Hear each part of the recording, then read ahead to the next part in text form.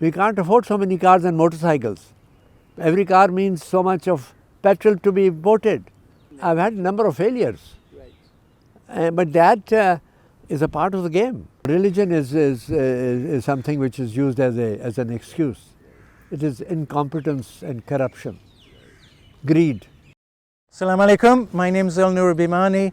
I'm the Honorary Dean of the Sulaiman Dawood School of Business at LUMS, and I'm here speaking with Babar Ali Sahib, looking at a variety of issues, including his life, his ideas, what motivates him, and how he has come to this moment.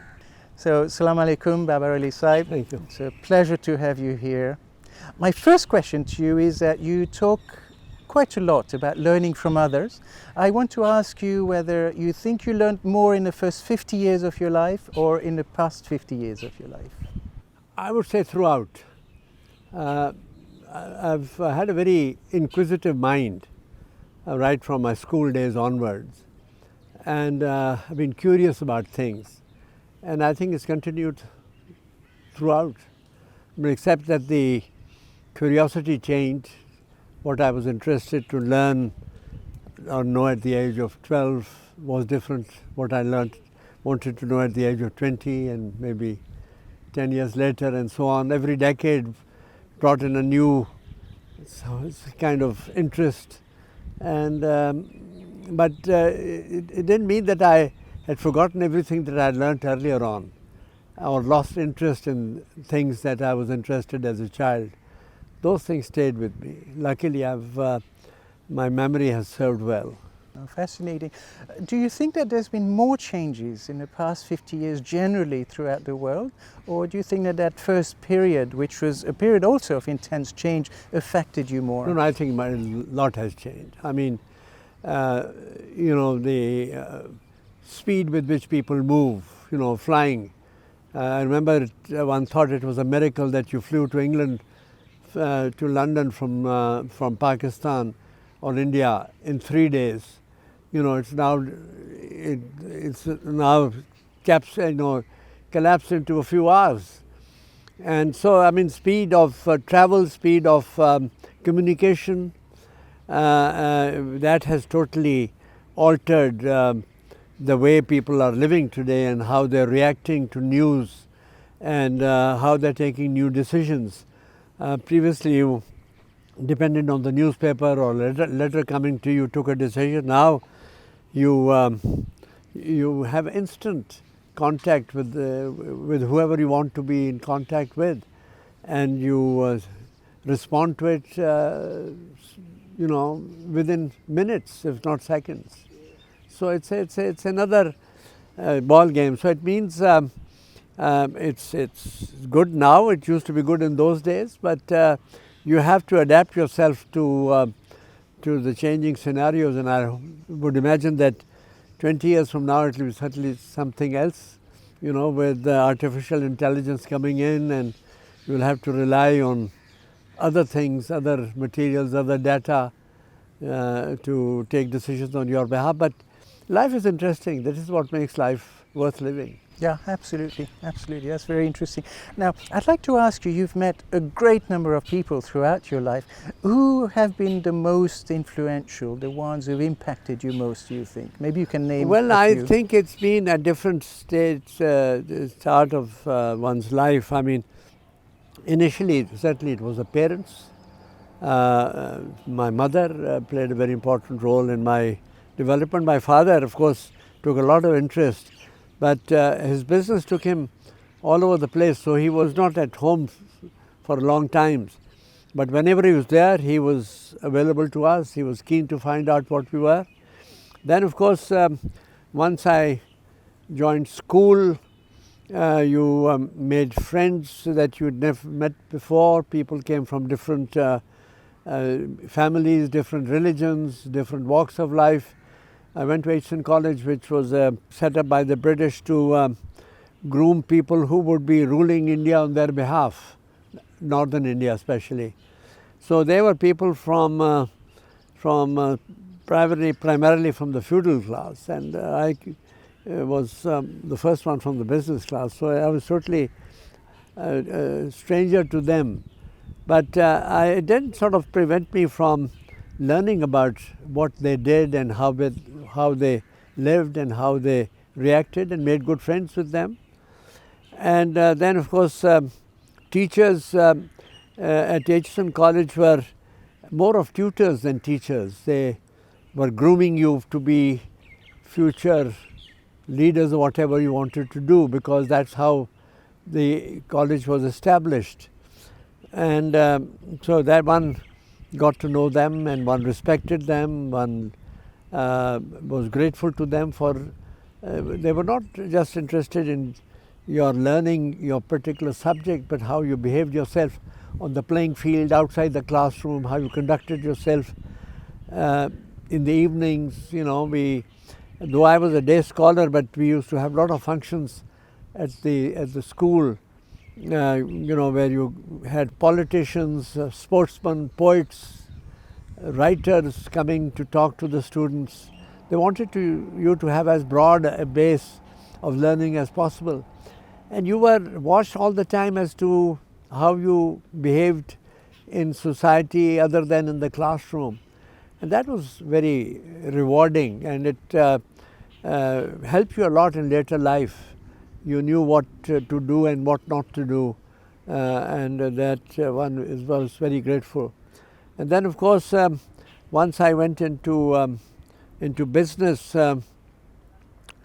because I was the youngest member of our family to be inducted into business, so but I was sort of the errand boy, go to the bank and talk to the manager. And I must say, in those days, I'm talking of Karachi, there were no Pakistani banks at that time, and so most of the banks were English banks, and many of these bank managers were fairly elderly people, and most of them came from Scotland. As you know, in the firms of chartered accountants and banks who came out to India, they were mostly from Scotland, because there was an opportunity for them to do well here.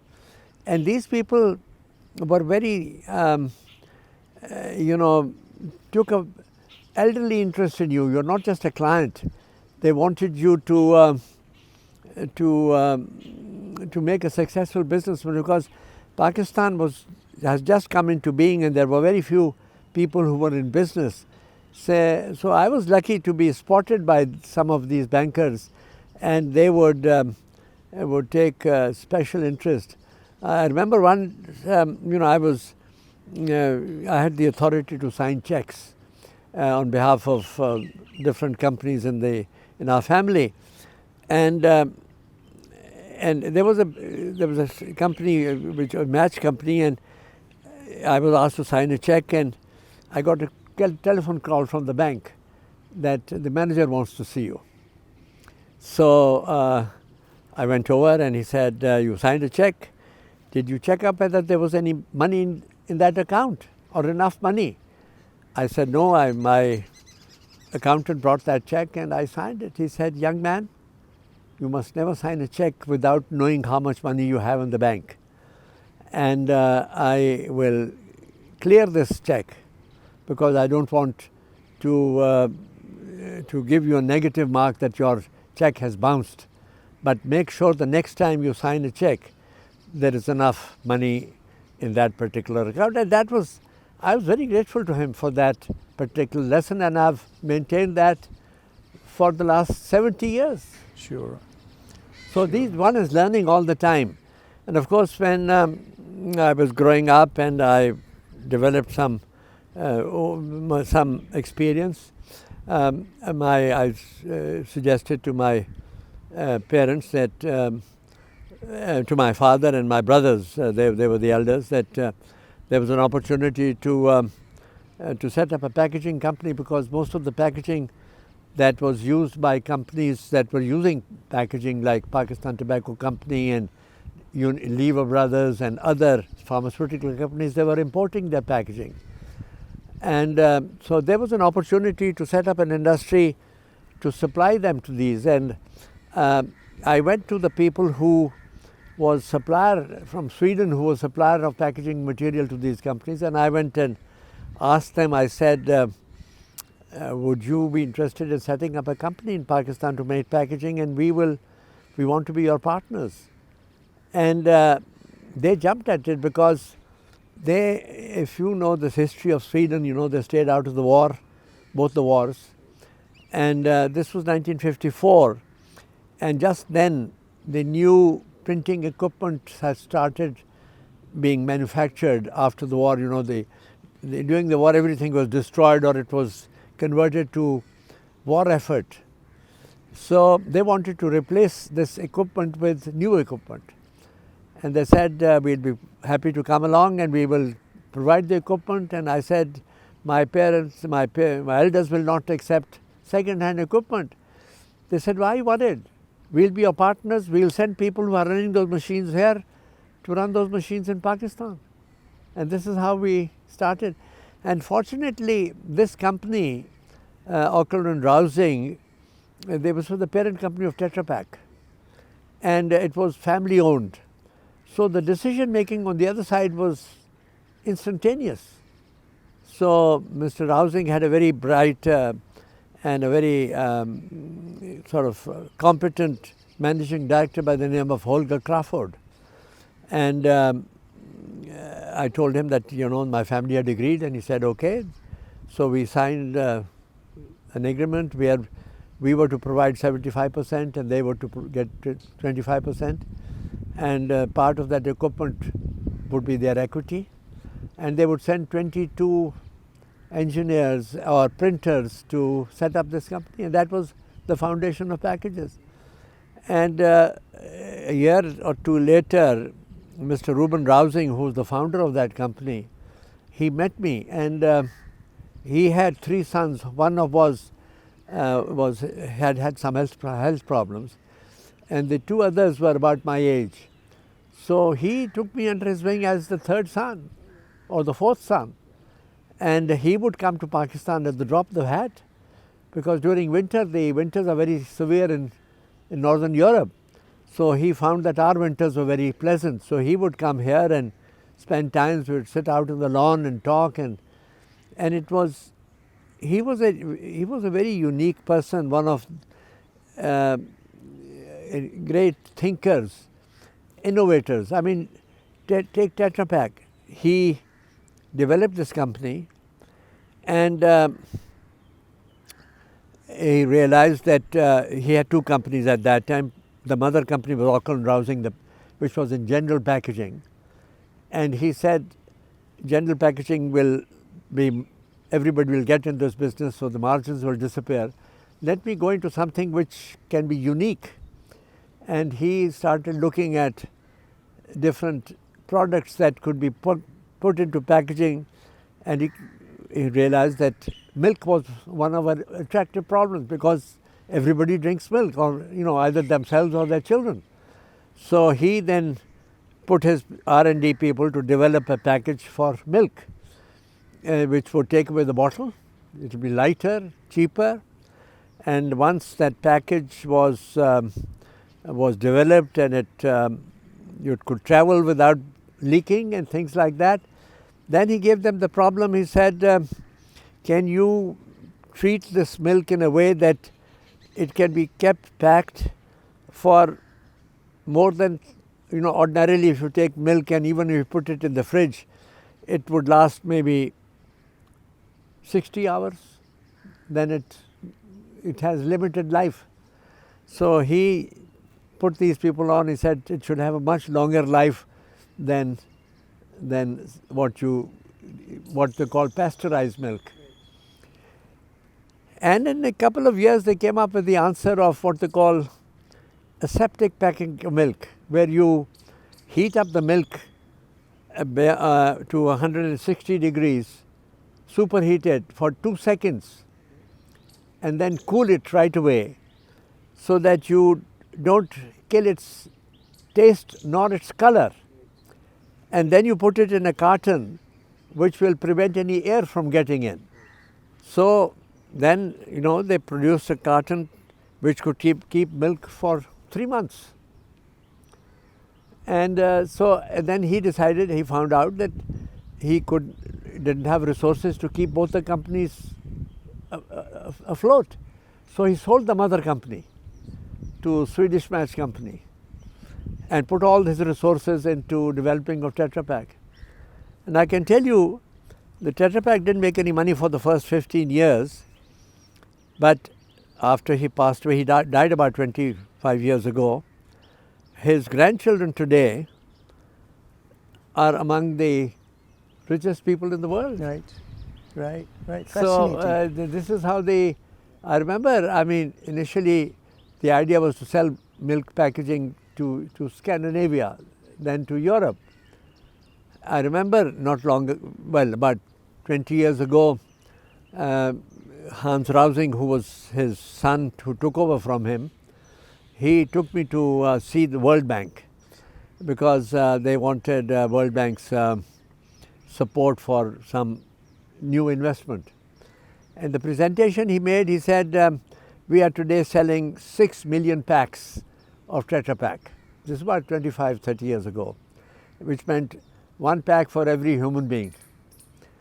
And you know, in 2020, they sold 280 billion packs. Right, right. So, I mean, this is how the company has so, and Mr. Ruben Rausing was a tremendous influence on my development and growing, and he would spend time with me, and so I learned a hell of a lot. I would say after my parents, if anybody had a marked influence on what I've done during the rest of my life, was Ruben Rausing. Oh, well, thank you for that. That's a fascinating story of innovation and friendship, I think. But what I'm particularly interested in is, were there women outside your family who influenced you to a great extent? Not really, not really. My mother, my sisters were, I had only one younger sister, other sisters were older, but they all got married and raised their own families. So, no, it was mostly interaction with men through business, through the Rausings. He introduced me, and he promoted me, and he recommended to the Swedish government that they appoint me as their honorary Swedish consul general here. So I got to know a lot of people in Swedish government, Swedish business, Swedish foreign aid agencies. So that was a big learning. And then because of this joint venture that we had with packages, then other manufacturing companies who wanted to come to Pakistan were looking for a local partner. And because packages was doing well, and the first thing they do is to go to the banks to find out who are the people who have resources. The second thing, they want to find out who else has a joint venture, and then they go to the foreign partner to find out what do you think of your partner. And fortunately, the Swedes were very generous in recommending me. So Hoechst, the big chemical giant from Germany, they decided to come here, and they invited me to be their local partner. And then later on, a number of other companies came. Mitsubishi from Japan, they wanted to introduce polypropylene film here, and because they were manufacturers of the equipment. So they came and asked us, would we take them as a partner? So we set a joint venture with them, and then along with the printing industry, you need inks. So there was a company in France, L'Oreal, which was owned by Total, the oil company. So they approached us that we want to sell ink, and we were the largest buyers of printing ink here. So we set up an ink company, and then this L'Oreal was bought over by a Japanese ink manufacturing company called DIC. Right. And so we became partners with the Japanese twice, with Mitsubishi and this, and then of course we had the Hoechst as the German. Then Siemens wanted a chairman for their company. It was almost owned by Siemens Germany, and so they approached me if I could join their board and be the chairman. So that's how that went. Excellent, very interesting. So it's a colourful history of business relationships. Yeah, yeah. What I want to ask you also is, had you been born a woman, would your life be much different? I don't know. No, as a woman, I mean, when I was born, women had only no place outside the home. My parents would have married me off, would have educated me to maybe matriculation or... No, none of my sisters went beyond matriculation. Right, all right, that's interesting. So times have changed though, I think. Yeah. My daughter did a master's, and my wife did her graduation from Candid College. So. Sure. So over your life you've met a great number of individuals and you've interacted with them business-wise and in many other ways. Do you consider yourself a good judge of character? I would, I don't take friends easily. I get to know people, I make acquaintances, but very few friends. And the inner circle is very restricted. And that's not based on any other consideration except sincerity. I mean, my closest friend was my class fellow at Edson College. He was a Sikh. Right. And we remained friends. He joined the school 3 years after I joined. And he was a few years older than me, came from a feudal family. He was the only son of his parents. And he was a good student and I wasn't a bad student. We used to compete in the class, for the first position. He would come first or I would. But we were good friends. We were competing in a very fair manner. There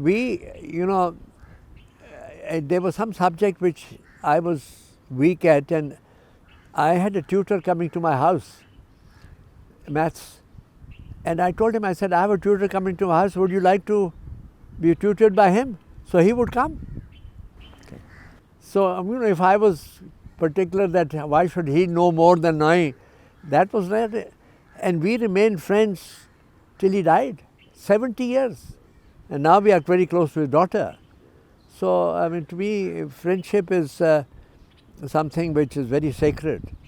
And it's not based on any consideration other than sincerity. And I keep on telling my friends and my children that in friendship there's no take, it's only give. And it's not based on any consideration. And you can't do enough for your friends. So I've been very lucky with, I have good friends here. Since LUMS came into being, I got to know Razak Daud quite well. And he's made good friends. And Syed Hussain, who is many years younger, I knew his father very well. And when his father passed away, I took him under my wings, and I said we need to have people at LUMS who are not coming from the same family, same clan. And still younger is Usman Wahid, no relative, but I'm very fond of both of them, and I think they'll make good successors to managing LUMS, and I'm urging them to take on other young people onto the managing committee, so that we have people who are devoted to giving, not just money but time, passion, ideas, and so it's an ongoing challenge. Yeah, I'm sure. Now, you've been a very successful business person, and I want to ask you whether, when you're looking at a business situation, a decision to be made, do you tend to rely a lot on hardcore analysis, money, the cash flows, the budgets, the idea, or do you rely more on gut feel and intuition? Mostly guts. Because you can analyze a thing to death. Right. And so we're very lucky. I started this practice in 1956. It's almost 70 years. And I recruited all youngsters who came out of the college, university or other things. And I have brought them up the way I was brought up. We don't write anything to each other, we just speak. And we discuss. And you know, if I think of something, I throw it at them. Many times they agree, sometimes they don't agree, and I have no hesitation in changing my mind if somebody says, no, this will not work. So I don't feel that I am divinely guided to enforce my views. I want to discuss it with them, and then when we take a decision, then there's no going back. They have to own it. And then I delegate. I don't abdicate. Take the ball and go away with it. But I keep myself informed. I don't have a secret service feeding me. He has to feed me back how the things are. And we have a very robust system of information and things like that, so it works well. And but I tell you, you take certain basic decisions. For instance, very early, it's not just me, my elders decided that we'll do any business that we do, we'll do it on our own. We don't take any local partners because we know our values, we don't know the people's values. And we don't want to get into any argument with our partners. With a foreign company, you are dealing with an institution. Right. And so I would say 90% of our business has been with foreign companies as joint ventures. And the reason for that is, it's very simple, that if you put up anything in Pakistan, everybody wants to emulate it, wants to do the same thing. The only way you can stay ahead is by having a partner who's a world player, who does R&D, who has a brand, and they will keep you ahead because they want to succeed here. So that's why we are partners with Nestle and with Coca-Cola and with Mitsubishi and with Herx disappeared. It's now Sanofi, the French pharmaceutical company. So they spend billions to survive in this world. And whatever they discover anywhere else, they bring it to Pakistan, and we are, we share the benefits because we have an equity participation. And we are not sleeping partners with our foreign partners. We attend board meetings, we are very helpful, vocal, we keep ourselves informed, we keep on sharing our thoughts with them, and they listen. Because it's not just asking for dividends, it's asking for how the company can succeed, grow. I mean, Coca-Cola, for the first 20 years, they made no profit. We never sort of called them names. And for the last 4 years, it's making profit, it's doing well. So you have to have that patience. You join hands with people who are competent, who are efficient, who are survivors. Yeah, very interesting. So long-term relationships is key to some of your successes, and clearly that's continuing. What I want to ask you is a question around what you mentioned earlier, which you made a comment, I'm not divinely guided in my decisions in business. And I want to ask you, to what extent do you think that outcomes are predetermined, and to what extent do you think, on the other hand, people have enough free will to make things happen, to push things ahead, to determine their I've had future? a number of failures. Right. But that is a part of the game. Right. I mean, I give you an example. When we set up this milk processing plant, this is before Nestle came in, we were producing a lot of butter. And so because I used to go to Scandinavia regularly, I found that there was this company called Danish Butter Cookies. You know, that was blue tin. So I said, in fact, I didn't put up that industry. There was a friend of mine who had invested in packages. He was from South India, He ran a cigarette company called Premier Tobacco Company. And he put in 10 lakhs of rupees in milk pack.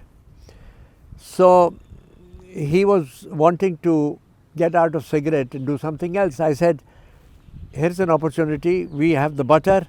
You put up a factory. He said, would you put money in it? I said, yes. So I put 10 lakhs of rupees in his company for, it was called Danish cookies. He put his son there who had no competence. He ran the company into the ground. And I didn't realize that he came from South India and his roots were there. So one fine day he took off and went away without telling me.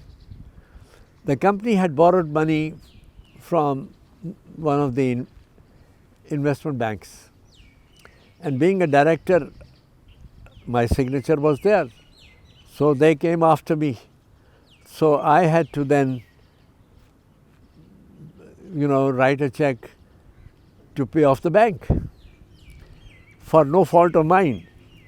So I took that company over and I set it up, ran it.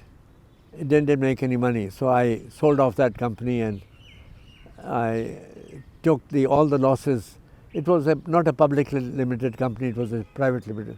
So I took all the losses on my own. Anybody who put money into it, I paid them off. So this was but I never looked back. Sure.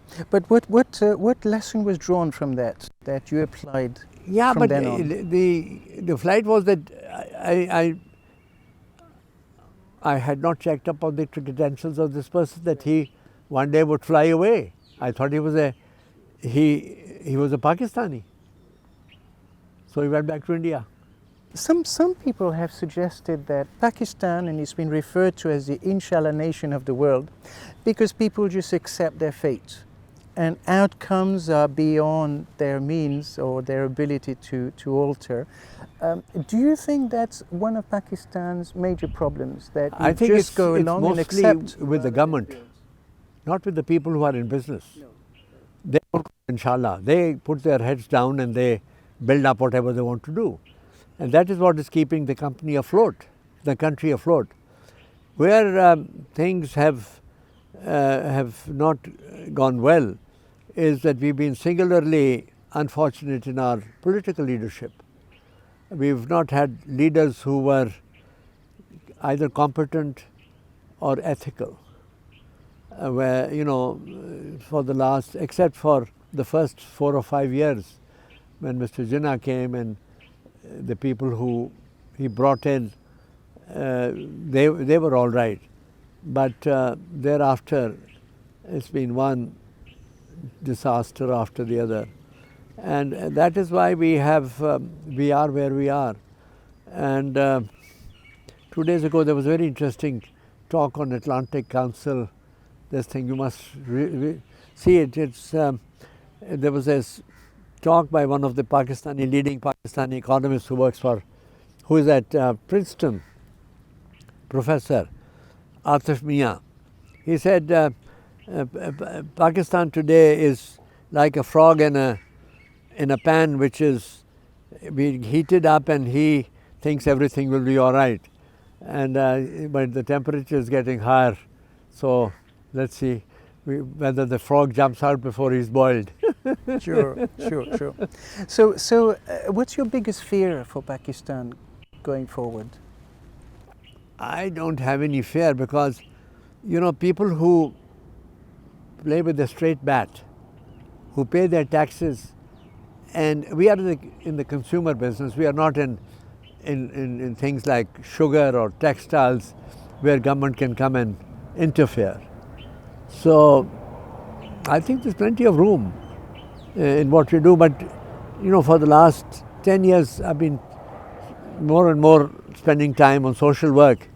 LUMS has taken up a fair amount of my time, and I love every minute of it. And I see how LUMS is developing, how we are attracting good quality faculty, and the faculty attracting good students, and these young men and women are going and conquering the world. Sure, sure. So my faith is in people like that. I'm sure that there are other educational institutions that are doing a similar work, but here I can see it, watch it much more, acutely, and I'm not at all disappointed in the result of what is coming out of LUMS as a result of what you and your colleagues are doing here, and what the young men and women are, they are sweating. Sure, that's a positive view then of the future.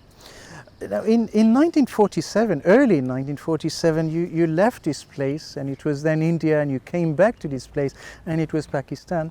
What do you think are some of the good things that have come out of the partition? Well, one is that for the first time Muslims have an opportunity to play a meaningful role in the country's future. In India, there were some well-to-do Muslims, but very, very few. And there was always a glass ceiling. There was no possibility of a Muslim being in partnership with a Hindu. There were some instances where very competent Muslims were working for Hindus as their staff, but there was no chance of any Muslim sort of becoming an industrialist on his own. There were people like Adamjis who did extremely well, and Ispahanis in Bengal, Calcutta, because they had Muslim League government there, and these people were had a lot of money, they worked hard, but it was minuscule. The Muslim population of India was about 25%. And I would say on the industrial map, the Muslims would be less than 1%. The total number of literate people in India at the time when the British left was 14%. And of the 14, the Muslims should have been one-fifth, one-fourth. It was much less. So I would say that Pakistan, it's too early to say whether this was the right thing for Pakistan, for the Muslims to do, but certainly the last 70 years have proven that we had an opportunity to carve out a good country, which we did for the first few years. But the present state of Pakistan is entirely because of poor governance here. You can't blame anybody else. We have not invested in education, we have not invested in health. 2 days ago I was mentioning about this economist. He made a presentation and he said 30 years ago, India, Bangladesh and Pakistan were almost had the same GDP per capita. Today, India is 5 times richer per capita and Bangladesh than Pakistan because of poor decision making, poor management. Our priorities were different. So at the core of that, do you think religion has something to do with it, or it's other issues? No, religion is something which is used as an excuse. It is incompetence and corruption, greed. Sure. So if you're reflecting on Pakistan today, what can Pakistan offer the world? Well, we can't offer anything. We can take a hell of a lot of ideas from the rest of the world to succeed, but we have to put the house in order ourselves. Nobody else is coming to clean up your dirt. You have to do it yourself.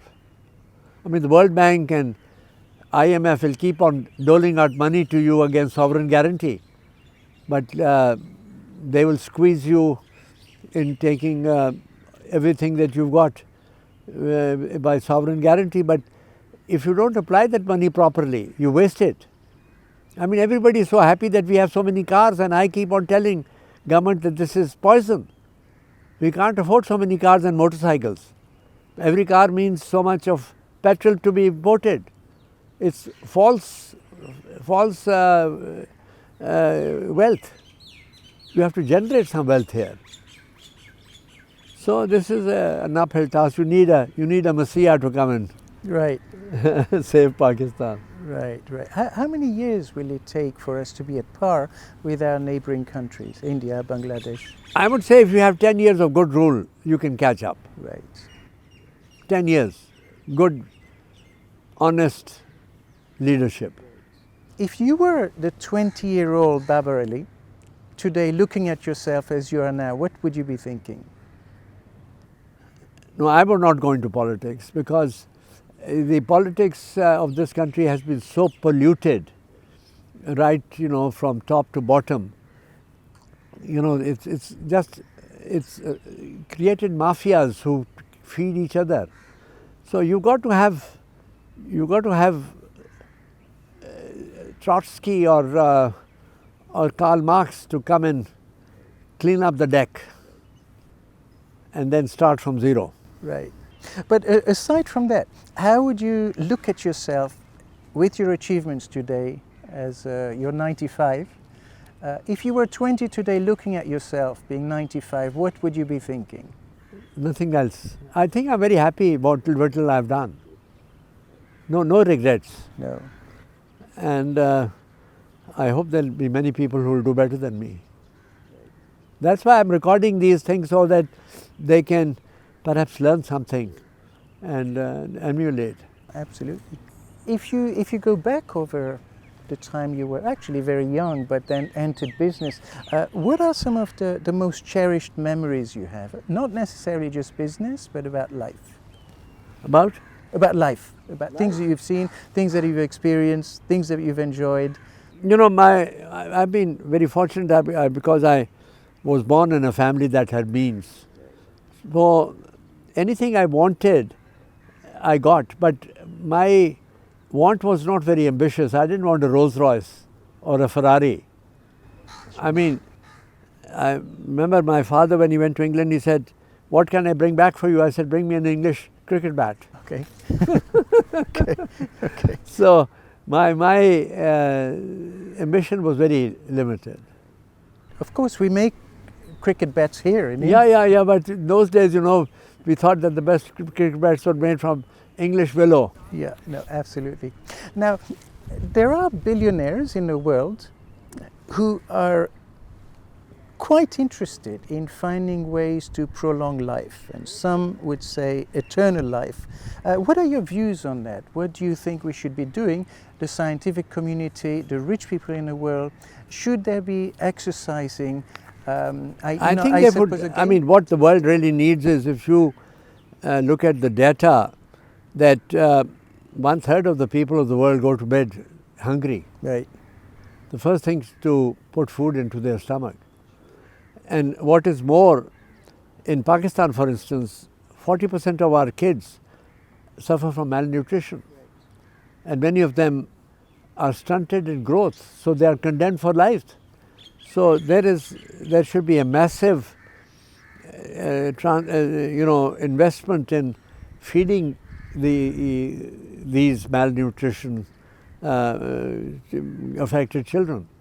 I'm running a small experiment at the village where we give free breakfast, free lunch, and what the outcome is, nobody stays at home. All kids come to school because the mother says, "You want food? Go to school."